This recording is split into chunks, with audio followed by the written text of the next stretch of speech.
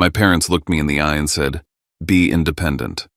Translation: "We're not paying a dime for your college," but they wrote blank checks for my little sister tuition, housing, everything. So I left. No goodbye. No safety net. Just a suitcase and a promise to myself that I'd never beg for love again.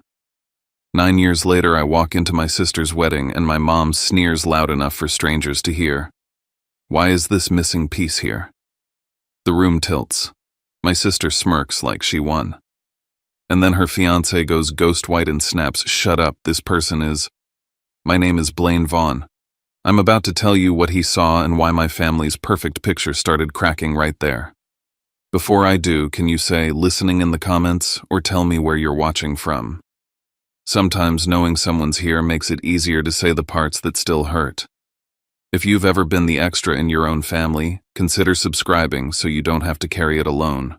Thank you. And now, here's my story. The ballroom was a sea of soft lighting, clinking glasses, and perfectly timed laughter. From the marble floors to the gold-trimmed ceilings, everything in that Austin hotel whispered luxury. I held Sarah's hand as we passed through the glass doors, and for a moment I thought I could enjoy the evening for what it was: someone else's big day, someone else's drama. Sarah, my wife, immediately got swept up in greetings. Half the guests here were tied to her medical network: surgeons, researchers, hospital administrators. I was just the +1, and I preferred it that way. I offered polite smiles, stood quietly beside her while she exchanged hugs and discussed clinical trials I couldn't pretend to follow. I've never been the kind of guy who fit neatly into these kinds of rooms. I excused myself after 10 minutes and headed toward the restroom, hoping to stretch the break just long enough for the cocktail hour to roll into something else. As I stepped into the hallway, the sounds of the party softened behind the ballroom doors. The hush was a relief, but the quiet didn't last. Why is this missing piece here? 5 words.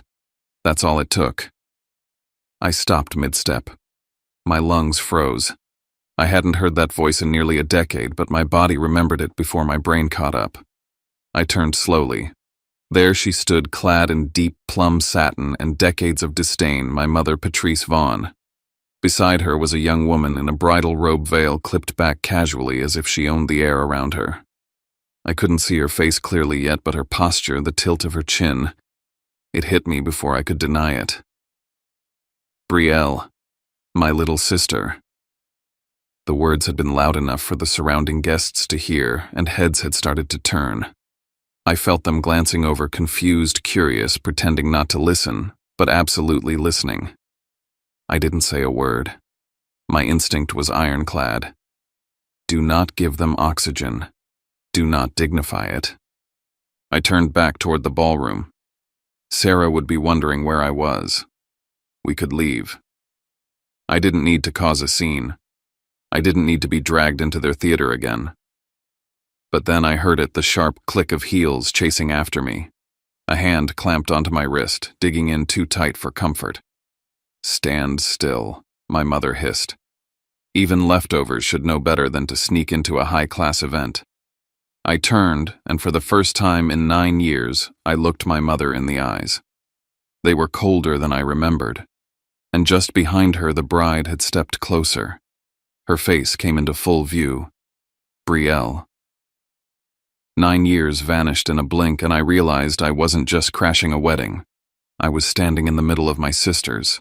Brielle didn't waste a second. "This man isn't supposed to be here," she said to no one, and everyone, voice pitched high enough to cut through the music spilling faintly from the ballroom. He wasn't invited. I don't know how he got in. I stood still. My mother nodded like a judge confirming a sentence. "This is disgraceful.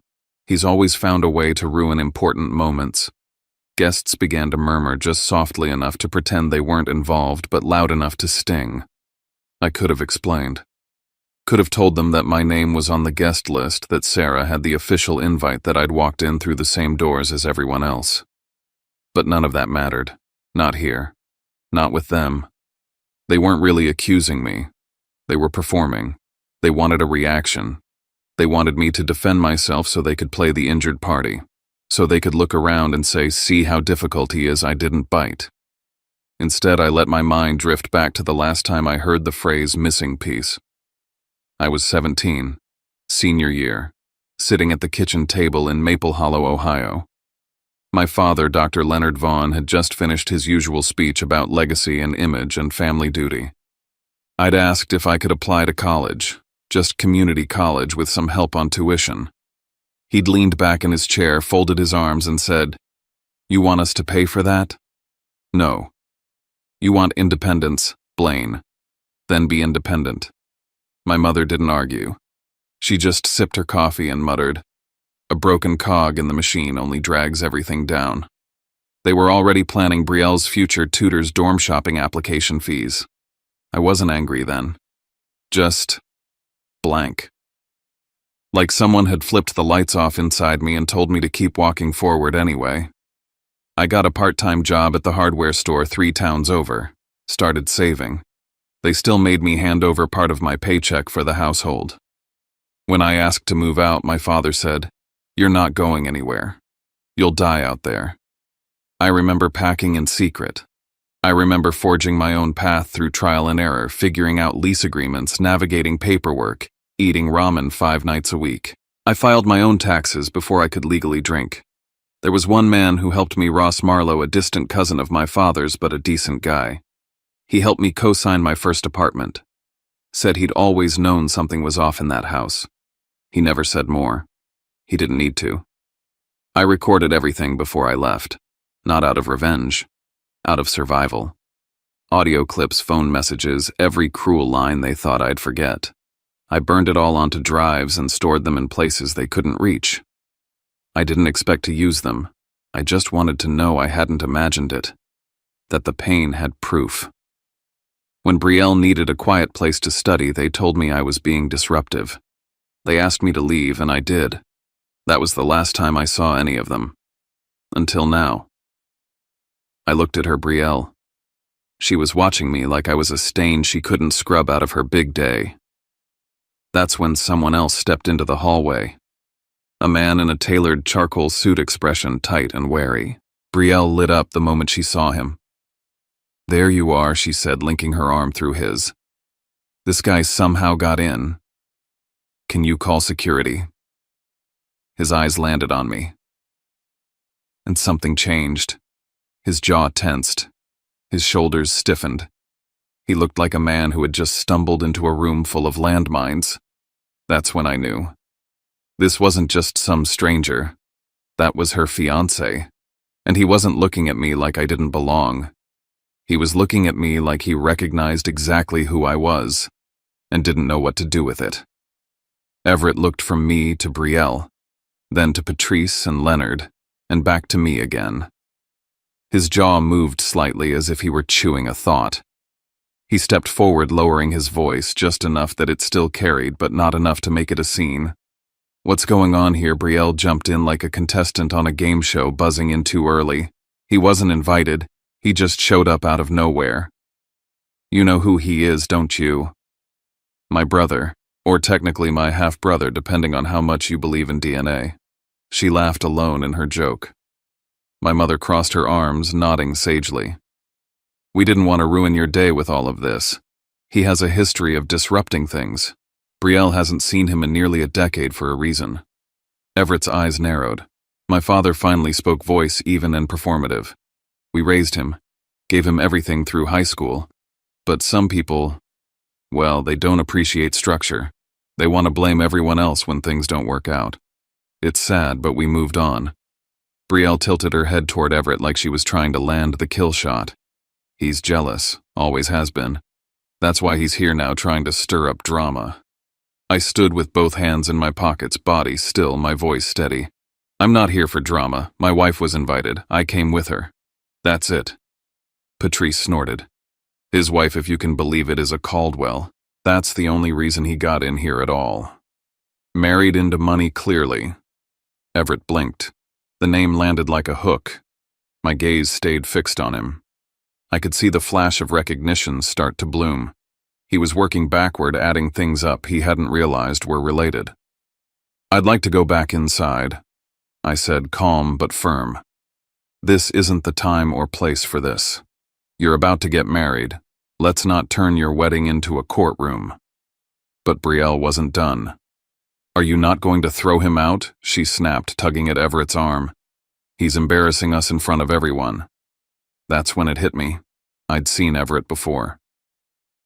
A few weeks ago in a fluorescent-lit hallway at St. Joseph's Medical Center, I sat with my son Milo, who was burning with fever and vomiting after an allergic reaction we hadn't seen coming.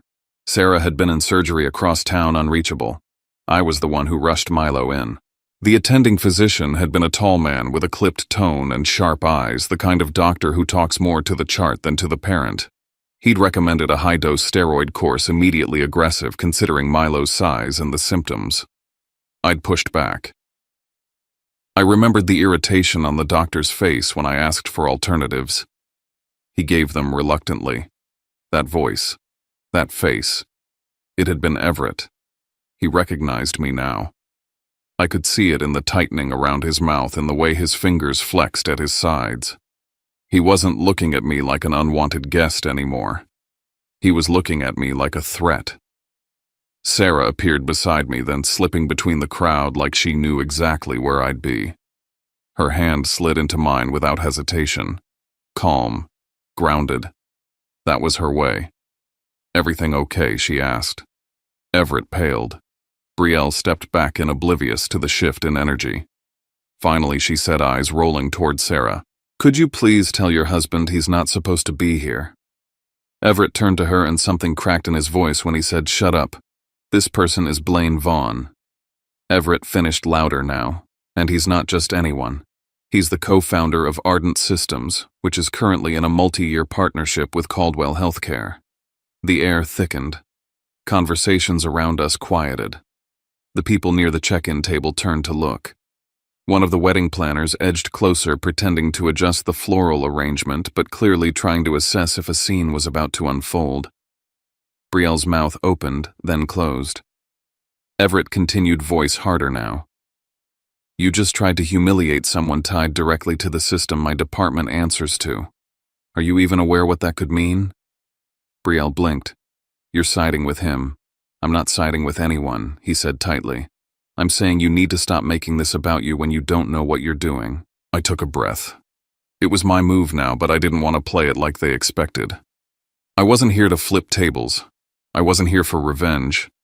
I came here as a guest, I said. Not a ghost, not a story you tell to make yourselves look better. I came with my wife. That's all.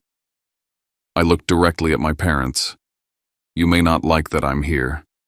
You may not like who I became. But let's not pretend you didn't choose to shut that door 9 years ago. You don't get to slam it again today. Leonard stepped forward. You think some startup gives you moral ground? Don't kid yourself, Blaine. You took the easy way out. You married rich, and you're riding her coattails. Sarah didn't flinch. That's interesting, she said lightly. Because when Blaine and I met, he was already paying off his second degree while working full-time. I didn't even know his last name for the first 3 months. The confidence in her voice wasn't cold, it was composed. Professional. The way she spoke to hospital boards when reminding them who held the power of veto. He's not writing anything, she added. He built from scratch what most people inherit. There were a few nods around us now. Quiet ones. The kind that say I'm watching, and I see you. Everett shifted again. His suit looked tighter now, like it was starting to choke him. He cleared his throat. You said you came with Sarah, he said to me. You worked together. In a way, I replied. We co-manage our foundation's tech branch. Ardent Systems works with Caldwell on predictive analytics. We're also advising on compliance restructuring, especially around billing protocols. I didn't look at him directly as I said that last part. But I saw his jaw tighten. That wasn't just discomfort. That was fear. You know, we've had concerns about certain prescribing patterns, I said. The review teams flagged a few cases for internal audit. Nothing public. Yet. Brielle opened her mouth probably to jump in, but Sarah was faster. There's no need to turn this into anything bigger, she said. We're here to celebrate, not escalate. But we do have boundaries. And I don't think my husband deserves to be called missing at his own sister's wedding. The room didn't explode. It deflated, like a balloon pricked by a fine pin. The energy shifted, but no one wanted to be the first to say it out loud. And then Everett said something that made my spine stiffen. "Milo's okay, right?" He tried to say it quietly, but not quiet enough.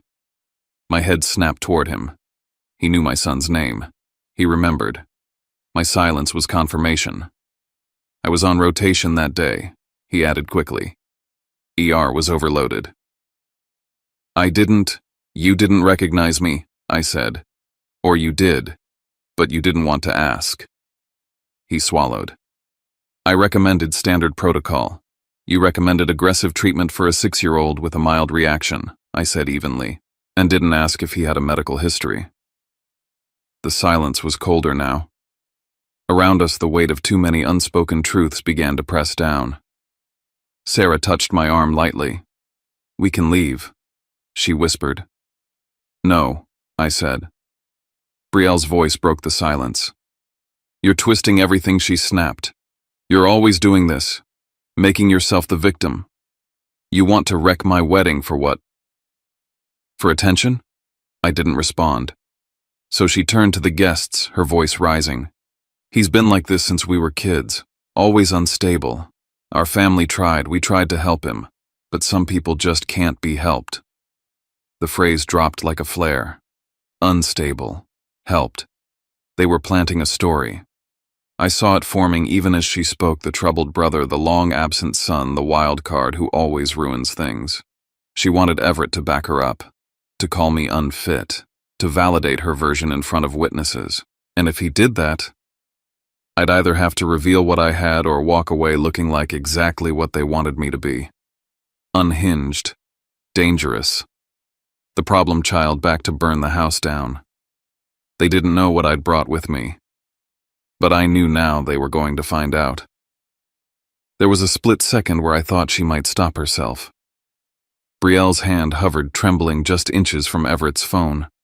Her breathing had gone ragged, mascara threatening to streak down her carefully painted face. But her pride flared brighter than her reason, and in one sharp motion she snatched the phone out of Everett's hand. "Don't," Everett said, voice low but urgent.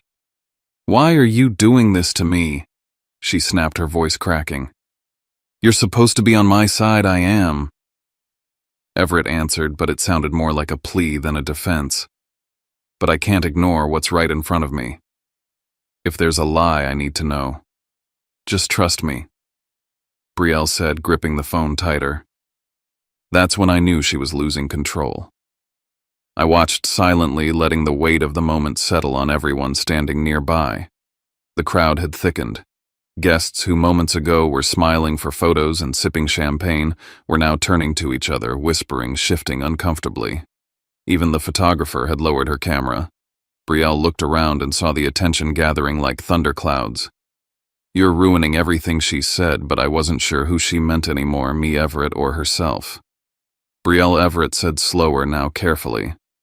"Just answer the question. Where did you go to school? What program were you in? Who was your advisor?" There was no way out. He'd given her a way to clear this up publicly, simply, and all she had to do was speak the truth. "I don't owe anyone here a performance." She snapped, eyes darting toward our parents like they'd rescue her. "This is my wedding, not a trial." She tried to smile at him, but it came out crooked. "I told you everything before. Why are you doubting me now?" "You told me a story," Everett said. "But right now it feels like that's all it was. That was my moment." "I'm not here to destroy your day," I said calmly. "But if you're going to drag my name through the mud in front of strangers, then maybe we should talk about the truth. All of it." Everett turned to me, eyes sharp. "What truth?" I glanced at my parents. My mother's jaw was clenched so tightly her neck trembled. My father's hands were behind his back like he was at a board meeting. Neither said a word. "There's someone named Ross Marlowe," I said slowly. "Distant cousin. He helped me when I had no one.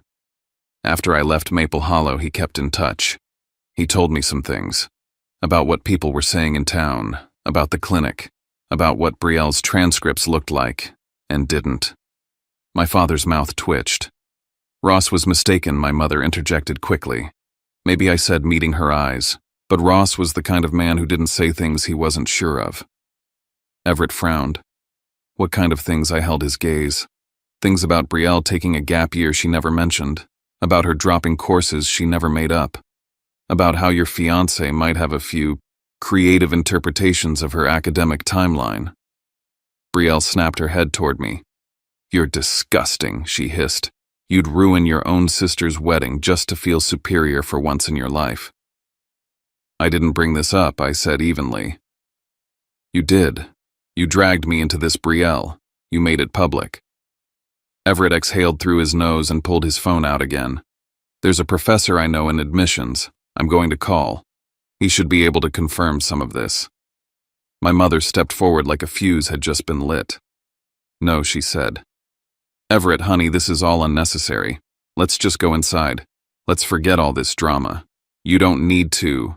I need to. Everett cut in. Because I don't marry people I don't actually know. He pressed the phone to his ear. Brielle's eyes widened, then narrowed, and before anyone could react, she reached out and yanked the phone from his hand. It was so fast no one had time to stop her. Everett lunged for it. What the hell are you doing? You can't just call people to humiliate me, she shouted, backing away. This is my life too.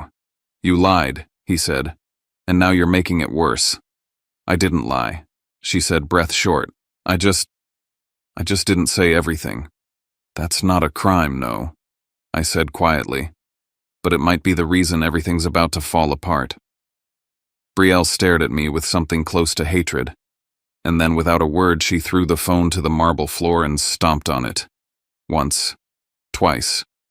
The crack of glass echoed through the air like a gunshot. Everyone froze.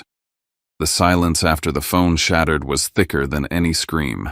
A ring of guests surrounded us now, murmurs swelling into tension phones starting to record. Somewhere near the ballroom entrance, a violinist had stopped playing mid-note. Brielle Everett said, his voice colder now. What the hell did you just do? She looked down at the remains of the phone like she couldn't believe her own feet had done that. I couldn't let you call, she whispered, then louder. I couldn't let you ruin this. I wasn't ruining anything, Everett said, stepping forward. I was trying to protect myself. And maybe you too. You think I'm a fraud, she shot back. You've already made up your mind. I think I don't know you at all, Everett said. And that terrifies me. Our parents rushed in. She's overwhelmed, my mother said, wrapping her arm around Brielle like she was shielding her from fire. This is a wedding, not the time for these outbursts. She needs rest, my father added, nodding toward the staff. Please escort this man out before more harm is done. They were doing what they always did, deflecting, rearranging the blame, painting me as the problem. I stayed rooted. I haven't done anything except respond to questions I didn't ask, I said, keeping my voice measured. And that phone, that wasn't mine. I'm asking you to leave, my father repeated louder this time, because the truth got a little too close, I asked, because she couldn't answer a basic question. You've been poisoning this family for years, my mother snapped. We gave you everything and you threw it away.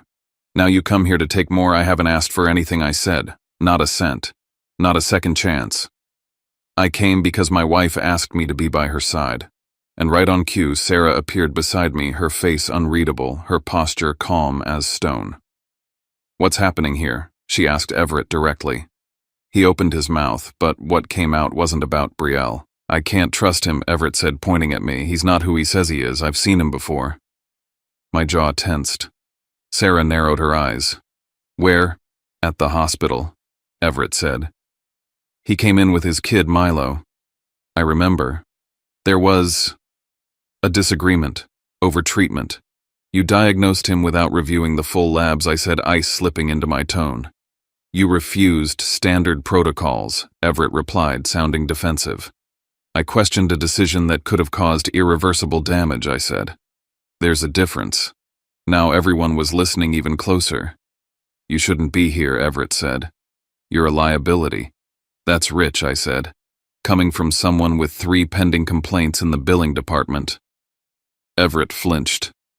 What, my mother asked, eyes darting between us. I didn't say anything before I added because I didn't want to be the one who turned a family celebration into a scandal. But if we're talking liability, maybe you should check with the Caldwell Compliance Office. They've had some concerns about overbilling in certain departments. Names might sound familiar. That landed like a brick. The wedding planner appeared suddenly flanked by 2 hotel staff. "I'm sorry," she said gently but firmly. "We need to ask all parties to either return to the ballroom or step outside. This is beginning to disturb other guests." Everett looked at Brielle, then at me. "You did this," he said, voice low. "No," I said. "You all did." I just stopped pretending not to notice. Sarah turned to me. "We should go." "Yeah," I said. "We should." My parents were still trying to salvage something, speaking in hushed tones to the planner trying to control the optics. I stepped close enough for them to hear one last thing before I walked out. "If you continue dragging my name through the mud, I won't just defend myself. I'll protect my family. And I have more than enough truth to do it." I didn't mention recordings. I didn't mention the files stored safely in 3 separate drives.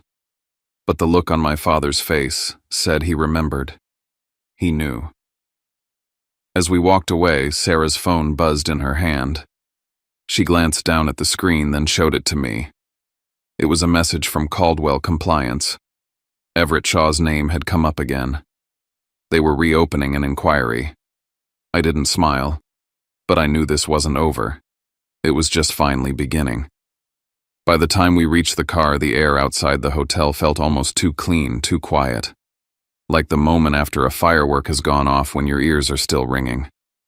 I should have felt relief walking away from it all. Instead, my chest buzzed with tension I hadn't even realized I'd been carrying. My hands were still clenched. Sarah slid into the driver's seat, her face unreadable, her phone already buzzing. I sat beside her, exhaling slowly. Neither of us spoke for a moment. Then her screen lit up again. "Compliance," she said softly. "Caldwell Health," she answered. I listened. They didn't waste time. The voice on the other end confirmed what we both already suspected. Everett Shaw was under preliminary review for a pattern of overbilling and questionable diagnostic recommendations. Tonight's behavior might accelerate formal proceedings. They asked for a statement. I gave them everything. I had precise, factual, no dramatics. When it came to Milo, I chose every word like it was a scalpel.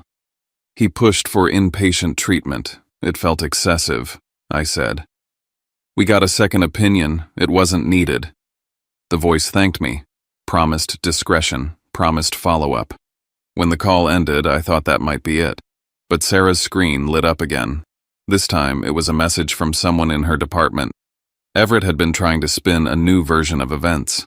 According to his version, I was a bitter, estranged son who crashed a wedding and caused a scene. I stared out the windshield. There it was, the pivot. I could either let that version take root, or I could act. I don't want revenge, I said aloud. I want protection. Sarah didn't need to ask what I meant. I pulled out my phone, opened a folder I hadn't touched in years. Audio files. Date-stamped, labeled. I didn't send them all, just 2. Just enough. One clip of my mother scoffing at the idea of supporting my college plans. Another, my father saying I was only good for bringing in cash from my part-time job.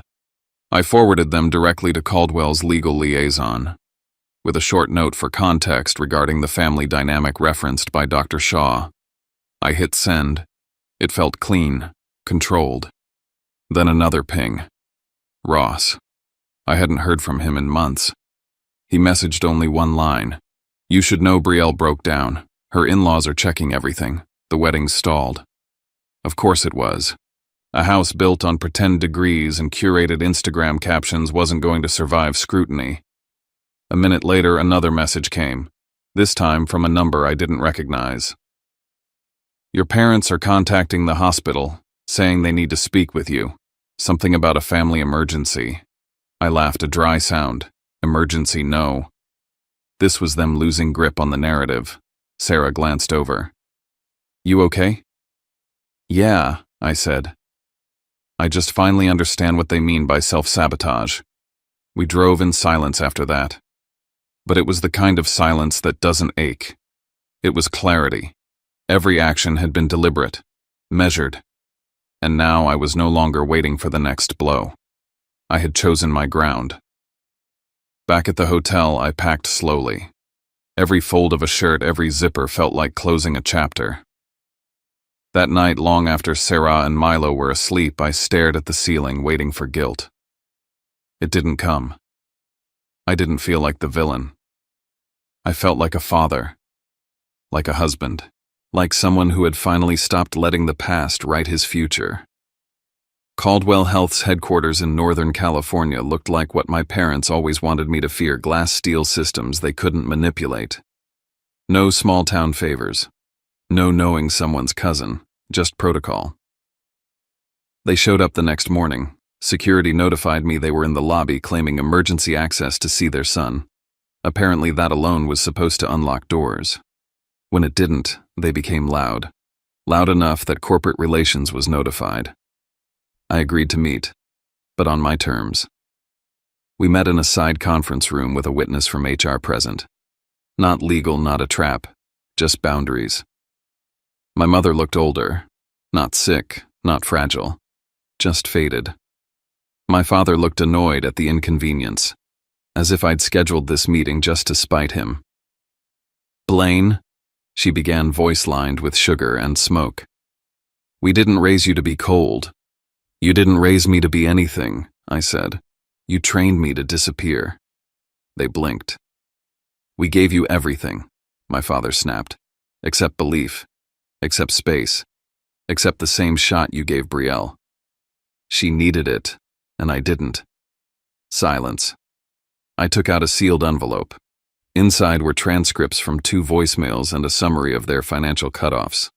I slid it across the table, not to blackmail, to remind.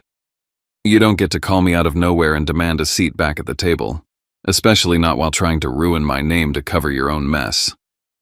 My mother started to tear up, but the performance was tired now, stale. "This isn't about revenge," I added. "It's about closure, for me, for my family." When I left that room, I didn't look back. 3 days later, the official notice came: Everett Shaw was suspended pending investigation. His billing history under review. His conduct during Milo's exam now part of an ethics inquiry. Brielle. Her wedding didn't happen. Her fiancé's family issued a statement requesting privacy as they reviewed newly surfaced discrepancies. Word traveled fast in Maple Hollow. Clients stopped coming to the Vaughn family clinic. No one said it was because of me, but they all knew. The clinic shut its doors within a month.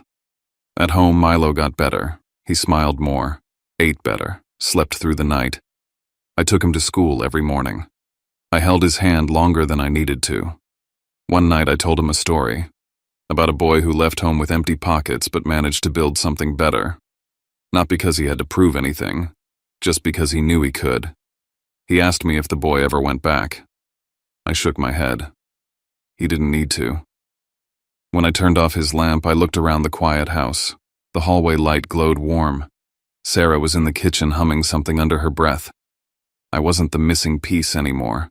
I had become the frame, the one that holds everything else together.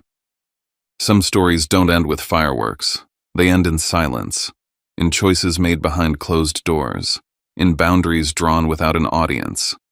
That's what this story became: not a revenge plot, not a courtroom victory, not a dramatic takedown, just a quiet refusal to keep bleeding for people who only know how to cut.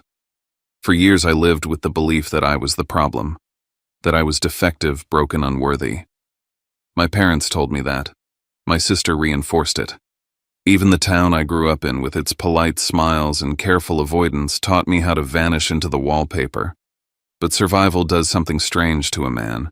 It teaches you how to become your own witness, and eventually, your own defense. When I walked into that wedding in Austin, I didn't know I was walking into a test. A test of who I used to be versus who I've become. And maybe that's what life is: a series of rooms we keep re-entering until we realize we don't belong there anymore. That day wasn't about confrontation. It was about liberation. Not from them, but from the lies they planted in me. I don't believe in perfect endings. I believe in earned peace. In sitting across the table from your past and saying no more.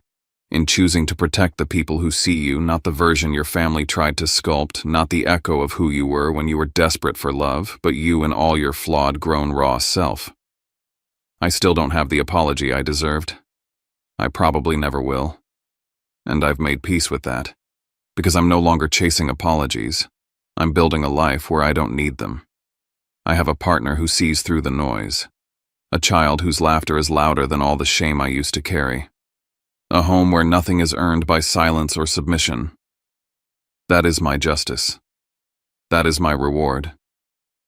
And to anyone out there who's ever been told they're the missing piece, let me tell you this, you were never missing. You were misplaced, misunderstood, but not missing. You were just waiting to come home to yourself. If this story stirred something in you, if it reminded you of a version of yourself you've buried or a fight you've been too exhausted to pick, then I hope you stay. There are more stories like this, more truths to unpack, more paths to reclaim.